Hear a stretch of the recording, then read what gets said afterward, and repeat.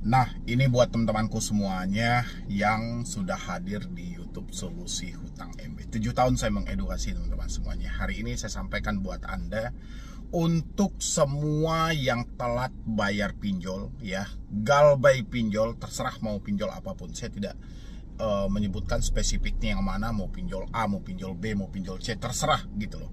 Yang jelas buat teman-teman semuanya, Anda harus memahami semua strategi yang akan dipakai oleh pinjaman online yang selama ini selalu Anda takuti. Ya, ada beberapa hal yang mau saya sampaikan kali ini. Yang pertama mungkin soal penjara dan proses hukum. Ya, ini begitu banyak orang yang ketakutan. Yang kedua soal kedatangan DC dan FC membawa RT RW plus membawa kepolisian. Habis itu lagi tentang penyebaran data, ya, atau penyalahgunaan data ke tempat lain. Oke, dengan dalih kalau tidak melakukan pembayaran, data ini akan dipakai untuk meminjam di tempat lain. Habis itu, ya, untuk teman-teman semuanya, tentang mereka akan menarik aset-aset yang ada. Ya, ini semua teman-teman semuanya. Ini adalah strategi pinjaman online. Saya sampaikan sama teman-teman. Ketika Anda melakukan peminjaman di pinjol, Anda mendownload melalui handphone. Oke, Anda mendownload melalui handphone. Aplikasinya tertanam di sini. Beberapa pinjol legal terang-terangan memasang iklan ada di media sosial dengan dalih nomor Anda dipakai sudah berapa tahun. 1 tahun, 2 tahun, 3 tahun. Cek limit sekarang juga. Ya, logika Anda mainkan. Oke, logika Anda mainkan. Mereka membilangin nomor Anda dipakai sudah berapa tahun. Seandainya nomor ini Anda pakai 1 tahun, kira-kira sudah berapa banyak data yang ada? Oke, kita mulai dari dasarnya, teman-teman. Kalau nomor ini sudah Anda pakai 2 tahun, semakin banyak dong daripada 1 tahun tadi. 3 tahun lebih banyak lagi. Ya, jadi poinnya, pinjaman online mencairkan dana kepada Anda. Semakin banyak data pribadi yang ada di handphone Anda, semakin besar peluang dana akan dicairkan dan pinjaman akan di-ACC. Oke, ya. Habis itu teman-teman semuanya, ketika pencairan ini terjadi, apakah pinjol ini akan mengirimkan dana secara full kepada Anda? Tidak. Pinjol mengambil keuntungan sejak awal. Oke? Dengan dalih uang admin. Ya. Pinjam 1 juta, 350 telah disimpan oleh si pinjol dengan dalih uang admin. Otomatis pinjol telah mengambil keuntungan sebesar 350.000. Berapa hutang Anda akan ditetapkan dalam aplikasi? Hutang yang akan ditetapkan dalam aplikasi sebesar 1 juta. Padahal pinjol telah mengambil sebesar 350.000. Harusnya hutang di aplikasi ada 650. Tapi enggak, konteks dari pinjaman online tidak seperti itu. Ya, 1 juta tetap pinjaman Anda, 650 dana yang Anda terima. 350 sudah disimpan oleh pinjol dengan dalih ini uang admin, uang ini sampai dengan asuransinya. Oke, pinjol telah untung 350. Nanti dalam 1 juta, apakah Anda hanya membalikan sebesar 1 juta? Tidak. Anda akan ditekan membalikan pembayaran sebesar 1.400.000 atau 1.300.000. Ya, coba Anda kurangin lagi. 650 yang ada di tangan Anda harus bayar sebesar 1.300.000. Berapa keuntungan untuk si pinjol? Ya, ini 100% bunganya. Ya, 650 yang Anda terima, Anda harus balikkan 1.300.000. 100% untuk bunga. Ya, kalau dari fakta yang terjadi. Fakta yang terjadi seperti itu. 650 tambah 650, 1.300.000. Ya, duit yang kita terima 650. Keuntungan yang didapat oleh pinjol sebesar apa? Pinjol berhasil mendapatkan keuntungan sebesar 1 juta. Padahal uang yang dipinjamkan kepada Anda hanya 650.000. Di awal pinjol telah mengambil 350.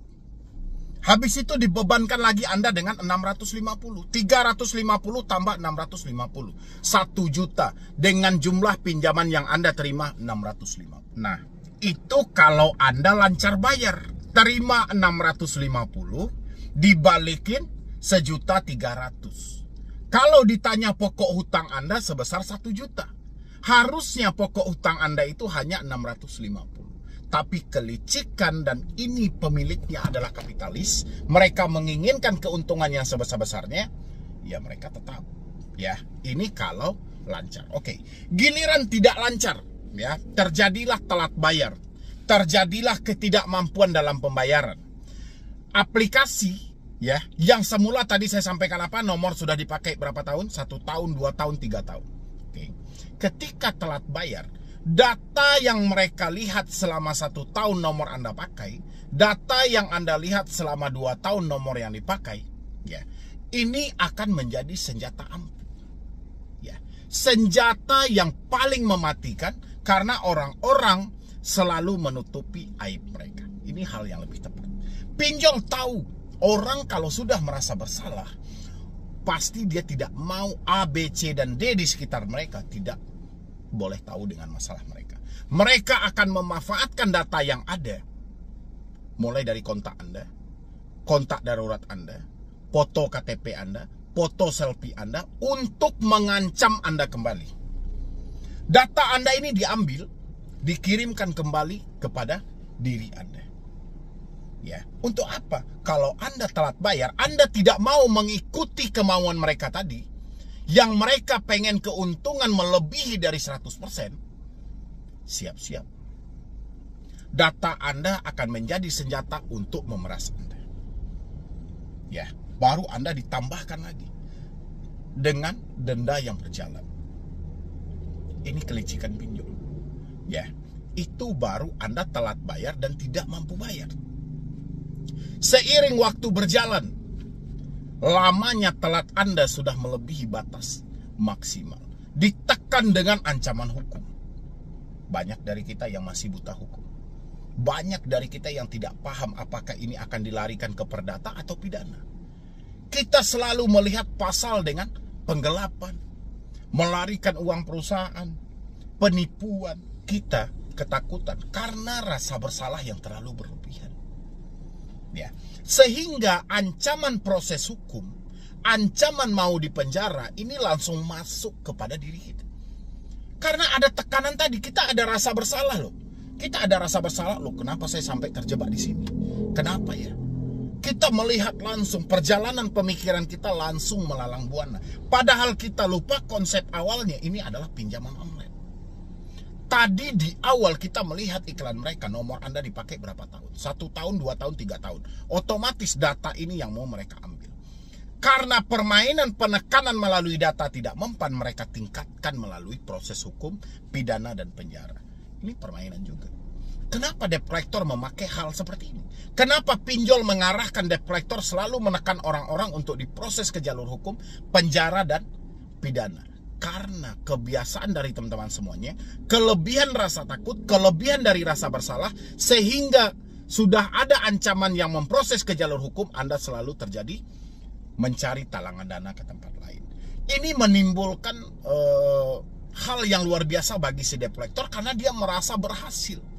Ketika dia melakukan pengancaman terhadap nasabah akan diproses ke jalur hukum, dia selalu mendapatkan pembayaran. Makanya hal tersebut dipakai terus-menerus. Padahal faktanya, pinjol tidak akan berani memproses Anda ke jalur hukum secara perdata. Pidananya nggak ada. Karena ini real dan murni. Kalau seandainya pinjol mau memproses Anda ke jalur perdata, kasus yang di awal akan terbongkar. Pinjam 1 juta, terima 650, dibalikin 1.300.000. Ya, keuntungan bagi pinjol 1 juta yang diterima oleh si nasabahnya hanya 650. Ini pemerasan yang sangat luar biasa. Makanya dia tidak maulah memproses Anda ke jalur hukum perdata. Takut terbongkar buruk mereka. Tapi bahasa ini dipakai oleh si debt collector untuk melakukan penekanan. Karena ini bahasa selalu mendatangkan keuntungan. Karena ini bahasa selalu berhasil. Itu makanya dipakai sampai detik ini. Ketika ancaman ini tidak berlaku juga, ditingkatkan lagi. Ya, ditingkatkan melalui apa, Bang? Kedatangan debt collector pihak ketiga FC lengkap dengan konfirmasi RT RW dan didampingi oleh pihak kepolisian setempat. Ini bahasa. Ya, ini bahasa mereka. Yang mereka lontarkan melalui apa? Melalui ini. Ya, melalui telepon ini.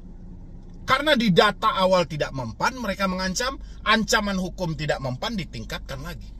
FC dan DC. Kebanyakan dari kita rasa bersalah masih besar. Rasa penyesalan masih besar. Ketika kita mendapatkan tekanan melalui WhatsApp bahwa akan ada kunjungan esok hari atau ada kunjungan jam sekian, kita langsung dramatiskan. Ya. Pikiran tidak bisa menghentikan ketakutan itu karena didasari rasa bersalah sejak awal. Ya. Sehingga apa yang terjadi? Orang langsung terjadi gali lubang tutup lubang.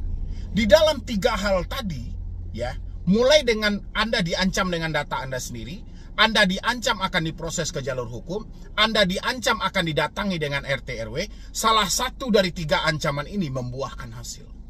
Apa hasilnya? Terjadi gali lubang tutup lubang. Terjadi Anda penjualan aset-aset dari 3 ancaman ini. Data Anda dikirim sama Anda kembali, Anda mau diproses ke jalur hukum, Anda mau didatangi. Di mana asal 3 ancaman tersebut? Tidak keluar dari handphone ini. Dari teleponnya, dari WhatsApp-nya, dari emailnya. Ya, seandainya Anda sadar, ketika Anda menyatakan tidak mampu bayar, Anda cukup putus lagi dasar di awal di mana Anda terjadi pinjam-meminjam dengan pinjol. Selesai perkaranya, teman-teman. Anda mengajukan pinjaman melalui handphone, ketika Anda telat bayar, putus komunikasi yang ada di handphone. Selesai. Pinjol hilang kendali. Pinjol tidak tahu ngapa-ngapain lagi. Ya, karena satu-satunya kekuatan mereka ada di sini. Ada di nomor telepon Anda yang masih aktif. Ada di WhatsApp yang masih ada.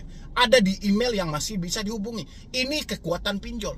Kalau 3 hal tadi tidak ada lagi, telepon tidak bisa ditelepon, WhatsApp tidak bisa dihubungi, email tidak bisa, habis main pinjol.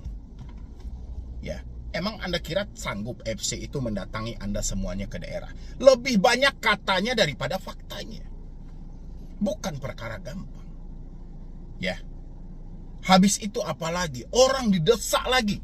Dengan apa? Dengan ancaman akan ditarik semua aset-aset yang ada. Tidak lepas dari ini. Ya. 4 hal yang saya sampaikan tadi tidak pernah keluar dari ini. Kalau Anda ingat dasarnya. Tapi Anda sengaja diberikan lupa untuk memikirkan dasar di awal, sehingga Anda lebih dikedepankan untuk rasa takut aja. Udah paham teman-teman semuanya? Dan pertanyaannya adalah, kenapa pinjol melakukan hal tersebut? Ya, kenapa dia harus menekan kita kembali dengan mengancamkan bahwa data kita lengkap sama mereka? Pasti data itu akan dikirim pada Anda. Kenapa pinjol selalu mengancam kita untuk diproses ke jalur hukum dengan dasar penggelapan dan penipuan? Kenapa pinjol selalu mengancam kita dengan RT, RW, ya, mendatangi ke rumah oleh pihak ketiga? Dan kenapa pinjol akan menyebarluaskan data pribadi kita dan memperluas penagihan sampai ke media sosial? Tahu nggak Anda jawabannya? Jawabannya adalah ada di poin pertama yang saya jelaskan tadi. Untuk menutupi kejahatan mereka, ya, digencarkan persi penagihan, dikencangkan persi penagihan. Anda tidak boleh berpikir bahwa Anda telah diperas habis-habisan dengan bunga yang tidak masuk di akal. Pinjam 1 juta, diterima 650, ya. Pinjaman Anda 1 juta, Anda mengajukan 1 juta, yang Anda terima 650. Di awal telah diambil keuntungan 350. Ini di awal. Habis itu, dari 650, Anda wajib membayar 1.300.000. Karena yang ditulis di aplikasi hutang Anda 1 juta pokoknya. Mereka tidak akan mau menyebutkan bahwa mereka telah memotong 350. Bayangin 650 menjadi 1.300.000. 650 lagi tambahan dari bunganya. 100% bunga yang ditambah. Tambah yang 350 yang dia potong biaya admin. Berapa persen akhirnya? Melebihi dari 150%. Ya, kalau kita hitung dari nilai yang kita terima. Inilah yang ditutupi oleh pinjol. Ketika Anda telat bayar, daripada Anda berkoar-koar, daripada Anda berpikir bahwa Anda selama ini telah dimanfaatkan, digencarkanlah persi penagihan sehingga otak Anda tidak mampu berpikir bahwa Anda telah diperas dan Anda masuk dalam permainan mafia. Cobalah Anda analisa. Coba Anda analisa. Pemotongan di awal berapa?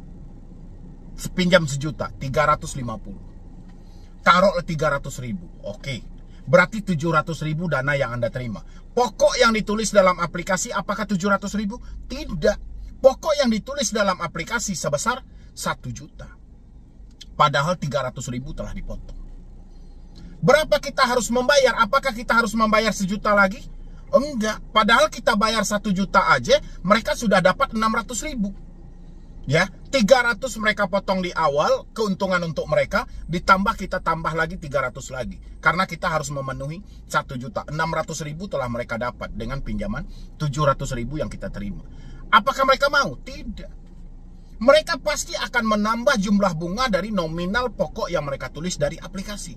Anda dibebankanlah membayar 1.400.000. Ya, 700.000 menjadi 1.400.000, dapatlah bunganya 100%. Tambah 300.000 yang dipotong di awal. Ini yang mereka tutupi rapat-rapat. Jangan sampai Anda berkoar. Kalau sempat mereka memproses Anda ke jalur perdata, kasus yang di awal akan terbongkar. Ya, makanya bahasa-bahasa hukum hanya pemanis dalam penagihan. Selagi nomor Anda ini aktif, akan banyak cerita yang mereka bikin supaya otak Anda tidak berpikir bahwa Anda telah masuk ke ranah mafia yang memeras Anda. Ini lebih parah loh daripada penjahat. Ya, lebih parah, dan ini dilindungi oleh otoritas jasa keuangan. Sampai di sini teman-teman paham? Kalau Anda sudah paham, praktekkan yang saya sampaikan. Di sini kekuatannya. Nggak keluar dari sini teman-teman. Di sini berada kekuatan mereka semuanya. Ya, apapun itu tetap dari sini. Ya, selagi ini masih aktif, percuma Anda berkoar tanya A, B, C, dan D. Ya, yang jelas putus semua komunikasi. Oke, teman-temanku semuanya, sampai di sini Anda paham? Ya sudah, kalau Anda sudah paham silahkan Anda praktekkan. Gak usah Anda tanya lagi soal slick, gimana bang? BI checking, gimana bang? Sampai kapan dia meneror bang? Yang jelasnya semua pertanyaan Anda sampai Anda memutus semua komunikasi ini. BI checking hanyalah menakut-nakuti Anda. Tidak semua pinjol mempunyai akses hal itu. Oke, jadi sekian dulu dari saya, Medi Broni. Wassalam.